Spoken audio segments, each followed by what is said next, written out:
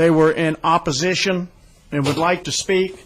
Representative Carter, can I speak when she goes up? She wants to speak when I speak. Is that okay? Yes, ma'am. Have you filled out a card? Hillary Selway?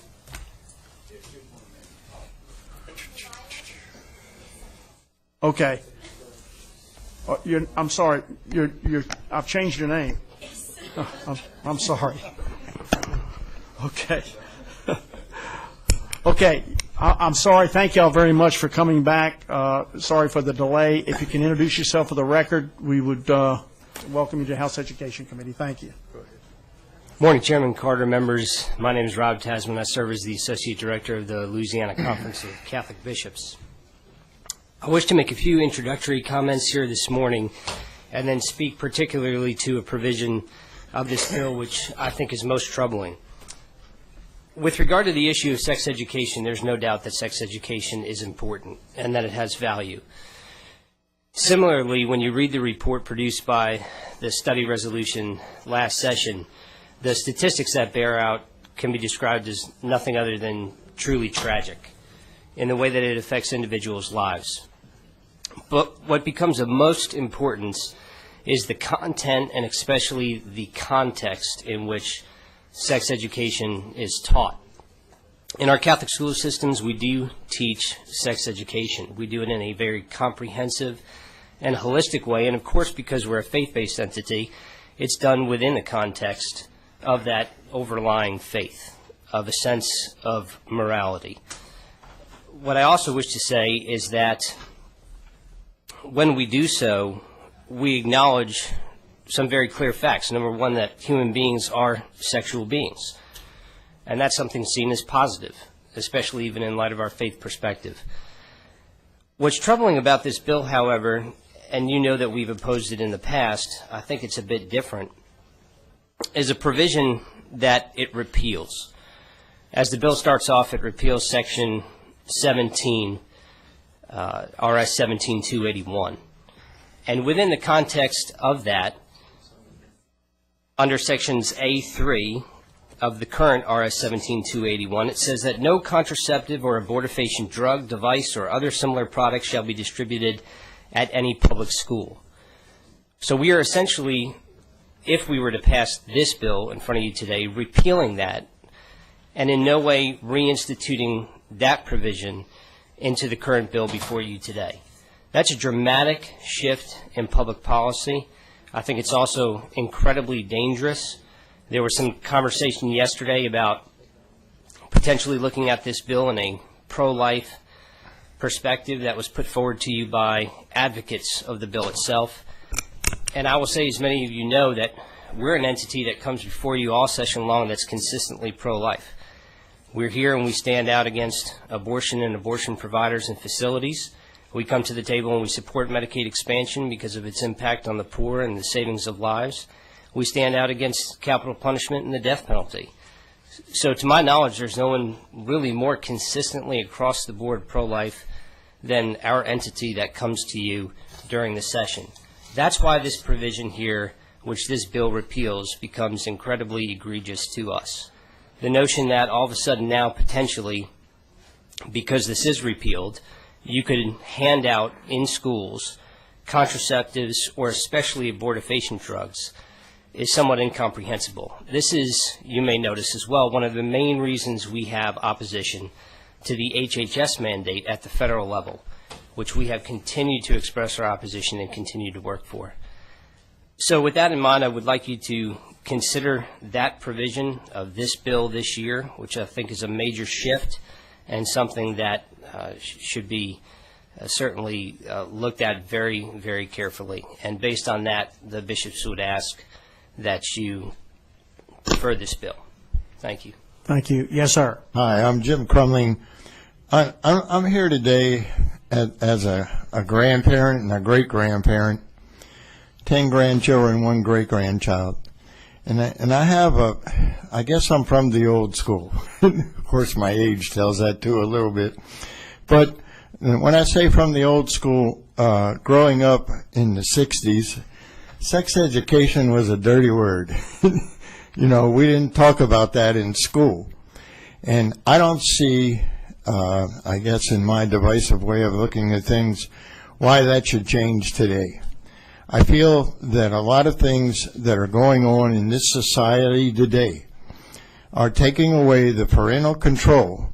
I know in some cases, and there's arguments going this way, and who's going to get it, and you're going to get your education on the street, and all those things. And when I say education on the street, I don't think there's anybody in this room that didn't get a little education on the street. But I don't feel, and I feel strongly about this, and I am, going to say that I don't feel it's a responsibility of the school to provide sex education. I know there's some sides of it you can look at. I also look at what's going on in our schools today more than I've ever read in my entire life, where teachers are abusing students or vice versa, and that goes on. I mean, I can remember in high school I had a crush on my English teacher, but, that's as far as it went. The thing is it concerns me to make this mandatory in all schools and charter schools. It's another choice being taken away from the parent for their child. And what age is this going to start? I saw a thing that's put together that's for K through 12. Excuse me? We're talking K through 12. I have a book at home that was part of another thing that we've talked a lot in this room about that starts at 3 years to 7 years. And what I'm saying is that my biggest thing here is that this shouldn't be taught in the schools at a high level that it is. We should teach the hygiene, and we should teach, being celibate and that type of thing. But I don't think we should get into the biological thing of sex education in the schools. And I would ask you to seriously consider revising this or just defeating the bill. Thank you. We have a question. If you'll, Representative Smith, for a question. Thank you. Mr. Tassman, we are pulling that out of the bill, what you are objecting to, and adding it back into the bill. So my question has always been to you, what do you teach? As you recall, I was supposed to get some curriculum from you, and I've not received that, unfortunately. So if that's put back into the bill, do you think that there's an issue that you still have with the bill? Yes, what I would essentially do is repeat my testimony from the last 2 years, which is not on that topic. And that's because of the fact that you teach it, as you say, with morality, Right. but not necessarily you feel that the public schools can teach it with morality. And because you have a lot of Catholic kids who go to public school, my question is, over these years since we've been doing this, why isn't the Catholic, and I'm Catholic, and why is it in CCD or what have you, there hasn't been some workshop or something that you've done with all public school kids who go to CCD to give them the same kind of curriculum that you give at schools?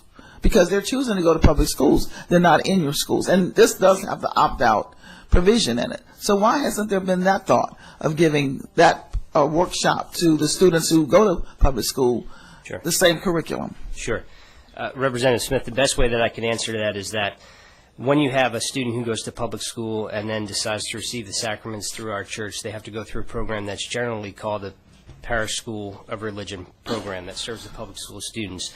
The time in which we have those students to be able to educate them based on the sacraments or religious matters is incredibly short.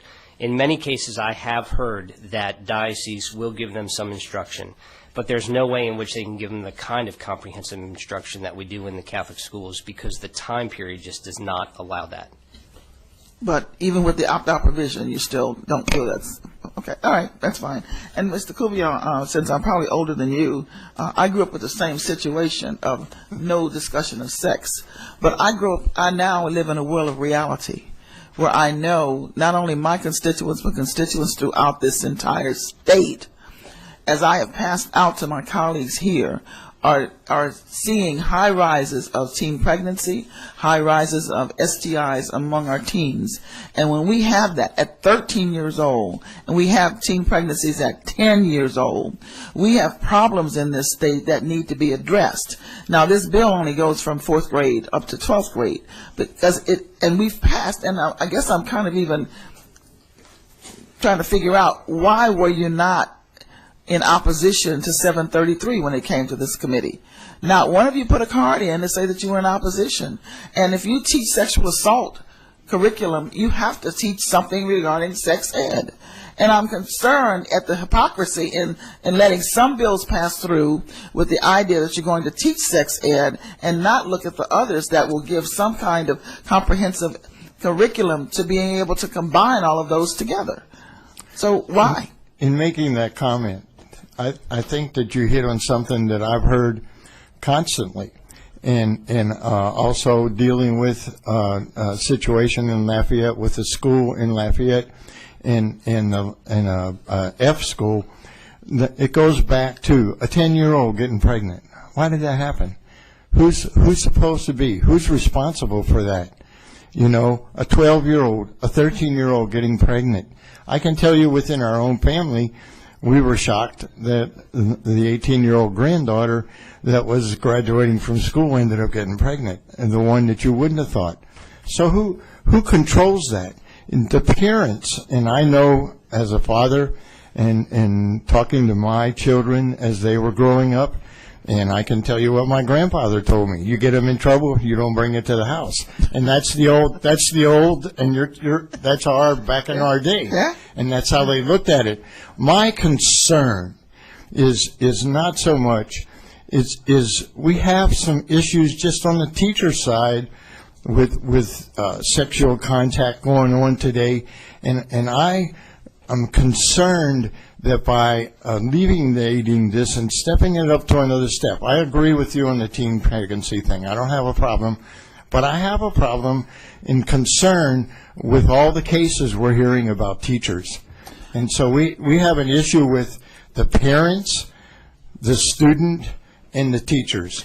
And the more that this is brought to a level of sex education in the school, it concerns me. But don't you agree that if a child were taught a curriculum about relationships and how those relationships are supposed to interact, even with younger children, that no one is to touch you, that you begin to develop a mindset of children, especially and encouraged by homeschooling as well, those parents taking the opportunity to say that to their children at home, and then being reinforced, because most children will trust some adults that are not likely to be for the good of them. So if you teach them about these kinds of things, that puts them more in a negative manner of being able to say to anybody, don't touch me, rather than allowing people that they may be in connection with and feeling that they're okay to have that conversation with or okay to do that. This curriculum would be something that would help, not necessarily hinder. It is not negative. It is something that I believe that our children need reinforcement of, because children who get pregnant at 10 years old, and I'm not going to belabor the point, but pregnant at 10, 13, generally it's from someone that they trusted as an adult. And you've got to be able to teach these children that this is not the proper thing for them to be handled with. They should not be trusting certain adults and doing certain things to them. And that's the only way to do it, is to teach them. I would just have to see the program. And you and I can go back and forth on this all day. You're right. And Mr. Carter's going to get after us here shortly anyway. But the thing is, I'm just up here as a concerned parent and grandfather, and I just want what's right for the children and for my grandchildren, most of whom are growing. So thank you. Okay, thank you. And thank both of you. Thank you very much. In opposition, would not like to speak is Jim Crumling, Acadiana Patriots. That was him. Oh, I'm sorry. Gene Mills, and also Nathan James with the governor's office. In opposition would like to speak is Sandra McDade and also Hillary Solette. I got it right this time. Those that were not here yesterday that just want to read into in support while they're coming to the table, Nelson Medina, Gabrielle Bethencourt, Lamar Avi Sumatra, Clay Latimer, and Montel McCraw. All of those are in support. Okay. Welcome to House Ed. Please introduce yourself for the record. I feel like I've lived at House Ed for the last few days, but I so do shouldn't we- say so do that we. because I know that you do the same thing. I thought about saying that, and I realized you gentlemen and ladies have been here as long as I have this week, and probably never want to see this room again, but you will.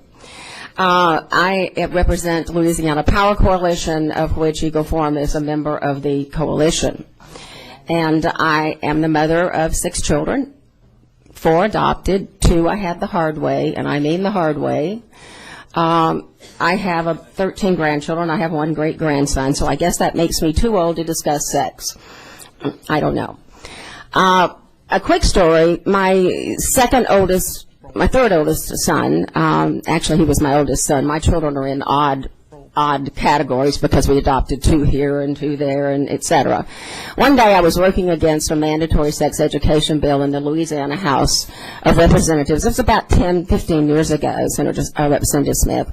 And my son was standing outside, he was 5, talking to a policeman. And as I walked out, the policeman said to my son, what are you doing here? And he said, well, my mom's in there doing away with sex, and when she gets through, these dirty pictures are going to go. Speaking, of course, of the beautiful art that's on top of the Capitol. So today, I'm not here to stop sex or do anything about those beautiful pictures. But sometimes our children get impressions that we don't really give them, impressions that are not really true impressions. I have studied sex ed for quite some time because, as I said, I've had children and I've been an activist for quite some time. And I know exactly what is taught and can be taught in Louisiana public schools right now. And Representative Smith, I keep elevating you to the other body, and I know that that's not where you want to be. You're here and you're doing a wonderful job. But you don't seem to understand what canon is being taught in Louisiana right now. In Louisiana, you can and you may teach about sex education. You may teach about birth control. You may teach about sexual assault. You may teach about all of the things that were discussed by the woman who'd had the abortion yesterday and by the woman who worked in the abortion clinic yesterday. You just can't refer a child for an abortion. At least I hope that law hasn't changed since I haven't been around. I don't believe you can refer a child for abortion. Of course, this doesn't say so, so I don't know. So I would just tell you right now, if you want your school district to have sex education, you can teach it. And you have a broad range of things that you can teach. Now, you cannot stand there at the door as they're leaving to give them a little party favor. Here, have a condom. Here, have a bottle of spermicide. You can't do that. As one of the ladies suggested was a horrible thing about Louisiana schools yesterday. You don't have availability of condoms in the Louisiana schools. That's right. And personally, I'd like to keep it that way. But then there are some who are behind this bill who would not like to keep it that way. What is taught in sex education? Well, to begin with, if you teach sex in a vacuum, then you really haven't taught anything to these children. And in a moment, my intern here, Sunny, is going to speak, and I call her Sunny because she is, that's not her first name, but she has that personality, is going to talk about the fact that you can teach sex ed in public schools, and she had it in public schools. She didn't come from a rich family, Representative Smith. She wasn't going to private school. She went to an average school. She came from an average family, and she was taught sex ed. You can be taught sex ed right now. The difference is this bill mandates it.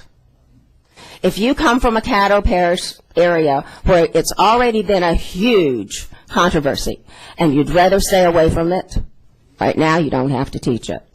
This bill mandates it. However, in Caddo Parish, if the parents want to get together and want a course taught after school to the parents who want their children to go to that course, that's legal. But see, this bill says I can opt out. It doesn't tell me, though, how I'm going to find out what's being taught. Because, Representative Smith, you're not telling me when to look for it. You're not telling my daughters who have children, who have daughters in public school. No, they're not wealthy. They have the average family. Their children are in public school. This doesn't say when is this going to be taught. And when do I need to opt out? Is it informed parental consent? Are you going to list the books that you're going to teach? Are you going to list the issues you're going to teach? You're going to teach it in a vacuum. And when you teach sex in a vacuum, you come out with children who have no real understanding. They haven't been taught how to say no. They haven't been taught that condoms break 30% of the time. They've been taught that masturbation is okay. But they haven't been taught under what circumstances it might not be a good idea, maybe on the corner or in the classroom. These are things that you're wanting to do. You're wanting to mandate that they be taught in a vacuum.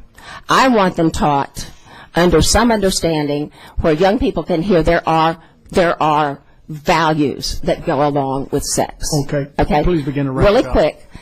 When it's going to be taught, I think is important, and you're only getting it from 4 or 5 people. Representative Carter, you've had a lot of the support from a lot of young people. A lot of abortion clinics have showed up over the last few days and said, we want to teach sex ed. That ought to tell you something. It's profitable for these guys. This book, and I showed this book to 2 people yesterday, and they opened it and shut it immediately. It is a Common Core adopted, aligned book. I have the information from the federal government. The book is Common Core. And I can see Representative Smith rolling her eyes. No, this book has been adopted. It's perfectly normal, which is what everybody said yesterday. People need to know it's perfectly normal. Well, this book right here is very cute. It's a SECAS book. Sex education, something of whatever. I can't remember all the acronyms. The book is so offensive, but it was adopted for English language arts. So when do I know to opt my child out? And when do I know to opt my child in? Maybe I opt him out of English when he gets sex ed, or maybe I opt him out of math when he gets sex ed. And by the way, the book is in Louisiana schools. The book was found in 2 places, and I have that information for you. But the teacher who brought it to us and said, I was told I have to read this to my first grader said, please, please, please do something about it. But if I try to do something about it, I'll lose my job. Okay. This book is available for you to look at. The teacher was told to read it to first graders. Okay. And it's not appropriate. Thank you, ma'am. I'm asking you to vote no on this bill. I think the Ma'am. bill is inappropriate for Louisiana. Sunny is going to tell you a little bit about her experience, and I think it's very important that you listen, Sunny. Okay. Please introduce yourself for the record. Thank you. Good morning. My name is Hillary Soleil. I'm a Native American woman from Houma, Louisiana, but I currently study political science pre-law at the University of Louisiana Monroe. As I bashfully come before you today and hoping to bring a different perspective than the ones given based on misconstrued facts and evidence from yesterday. The other young people who came before you in support of this bill ironically had all received a Christian education. I, however, am a public school graduate who is required to take sex ed in 7th and 10th grade. I come before you today residing in a minority-majority school district in which was an option school and failing school the freshman year of my high school career. What I found to be so comical yesterday about the topics discussed was this focus on morality and guilt within Christian education in relation to teen pregnancy and STD rates. I laughed because when prayer was taken out of school is actually when teen pregnancy rates skyrocketed. Most of these speakers were privileged men and women who can now check off their box that they have tried to help the poor and uneducated. But truly, we don't need your help. In fact, we want to stop learning about sex ed in school. If you look at the statistics, 78% and 85%, from the school surveys that were passed yesterday that are in other states, it shows that 78% of women and 85% of all men that are teenagers that have sex for the first time actually use a condom. But afterward, that is a downward recline. And what they also found that only 16% of those students actually have that before the age of 17. And what was funny is that the most common reason for having sex for a woman was that she felt pressured. And that was 80% of all those women who had sex, but majority, and there wasn't even a statistic on it of the teen pregnancy, but almost all of those women were saying, and on every website, that they felt pressured to do this because they wanted love. And what you're teaching is, with sex education in public high schools right now, is that sex is safe because of these physical aspects. And what you're not teaching is that it's not safe for your mentality or your self-esteem. Whenever you have a stinky trash, you don't just spray it, right? You take it out. And by teaching sex education in high schools and even from the 4th grade up, you're not taking out the trash. You're simply spraying the top. You have to eliminate the problem that's starting it. So in order to stop teen pregnancy and this high STD rates, you need to fix the fact that 80% of these girls are feeling pressured. They don't want to have sex. When I was in high school, I didn't want to have sex. Do you know any teenage girls that want to? No. They're so insecure, and they feel so unloved that they feel like they have to. They feel like that's the only way they can get affection and attention.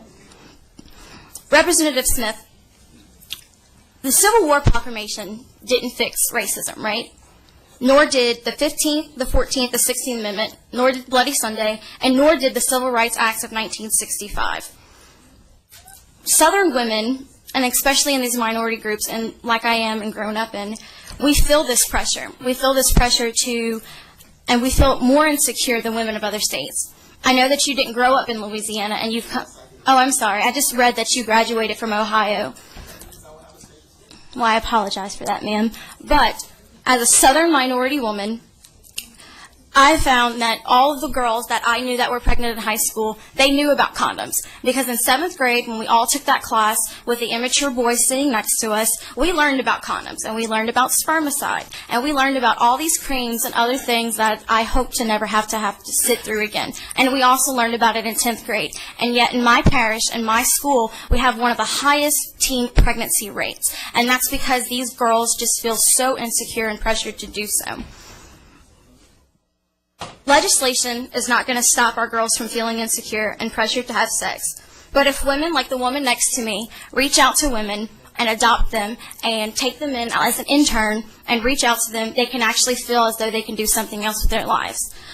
Yesterday we referenced Representative Jackson, who is in the Monroe area. And one of the things that I found about her, even though we don't agree ideologically, I respect her so much as a woman because she comes out to our university and the public schools in that area and she tells them, I am a woman. And not only am I a woman, but I'm a woman of color. Look at what I've accomplished. And not only that, but you can come work at my office. You can come intern and I'll help you. And that's what our women need.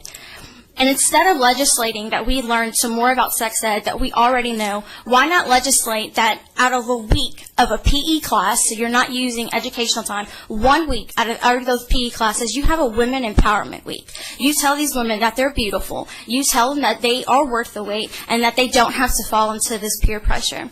One of the things I respected about Representative Ivey yesterday was the fact that he was so adamant about not having his daughter have to go through this, and he cared. And it was my father, not my Catholic faith, it wasn't knowing about STDs, but it was my father telling me every day that I was beautiful and worth it that made me not want to fall into that peer pressure category. Okay. Thank you. Yes, ma'am. Thank you. Representative Smith for a question.